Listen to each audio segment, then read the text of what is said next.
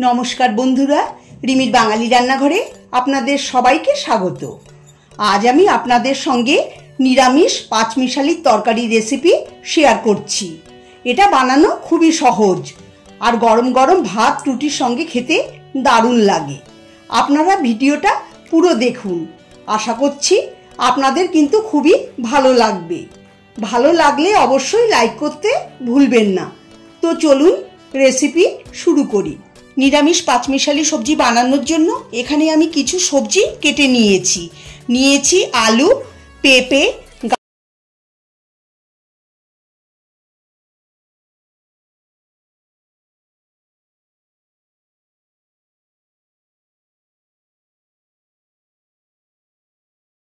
देखते सुंदर लागबे।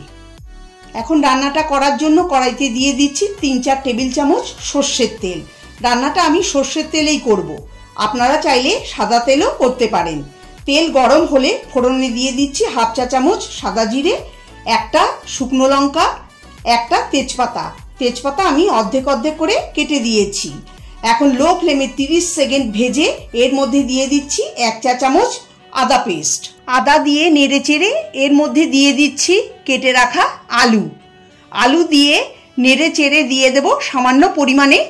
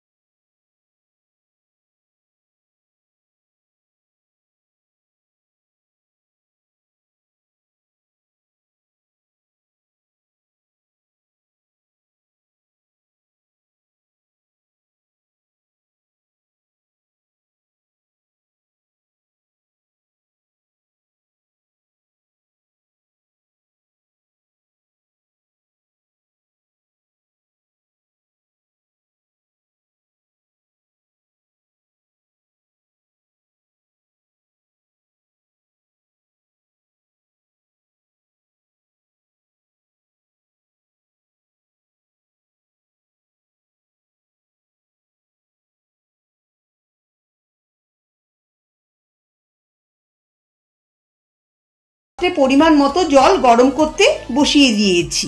3 মিনিট পরে ঢাকা খুলে একটু নাড়িয়ে চাড়িয়ে নেব। সবজি কিছুটা সেদ্ধ হয়ে গেছে। এখন এর মধ্যে আগে থেকে করে রাখা পরিমাণ মতো গরম জল দিয়ে দিচ্ছি। রান্নায় গরম জল দিলে তরকারির স্বাদ খুব ভালো হয়। জলটা এমন দিতে হবে যাতে সব সবজি জলে ডুবে যায় আর সবজি সুন্দর সেদ্ধও হয়। জল দিয়ে মিশিয়ে দেব। দিয়ে দেব 3টে চেরা কাঁচা লঙ্কা। ঝোল ফুটতে শুরু করলে ঢাকা দিয়ে মিডিয়াম টু লো ফ্লেমে 8-10 মিনিট রান্না করে নেব। যতক্ষণে তরকারিটা রান্না হচ্ছে ততক্ষণে আমি একটা ভাজা মশলা তৈরি করব। তার জন্য প্যান বসিয়ে দিয়ে দিচ্ছি 2 টেবিল চামচ গোটা জিরে। এখন গ্যাসের ফ্লেম লোতে রেখে 2 মিনিট এটাকে ড্রাই রোস্ট করে নেব। লো ফ্লেমেই এটাকে ভেজে নিতে হবে, হাই ফ্লেমে ভাজলে এটা পুড়ে যেতে পারে, তখন খেতে ভালো লাগবে না।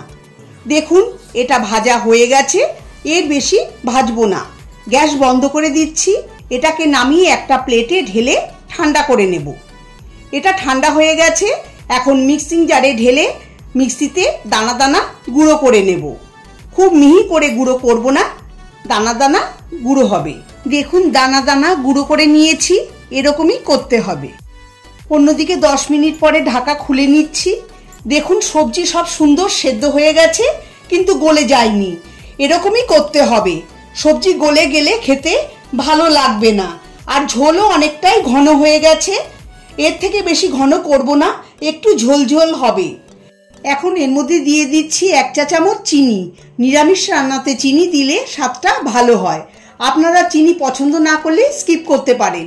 সবার শেষে দিয়ে দিচ্ছি স্পেশাল মশলা, ড্রাই রোস্ট করে দানা দানা গুঁড়ো করে রাখা 1 টেবিল চামচ ভাজা মশলা। এই ভাজা মশলা আপনারা অবশ্যই দেবেন। ভাজা মশলার কিছুটা দিয়ে দিচ্ছি। ভাজা মশলা দিয়ে মিশিয়ে ঢাকা দিয়ে লো ফ্লেমে 1 মিনিট রেখে দেব। 1 মিনিট পরে গ্যাস বন্ধ করে সার্ভ করে নেব। খুব সহজেই তৈরি হয়ে গেল এই নিরামিষ পাঁচমিশালি তরকারি রেসিপি।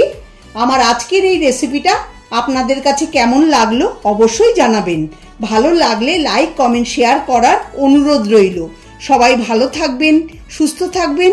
ধন্যবাদ।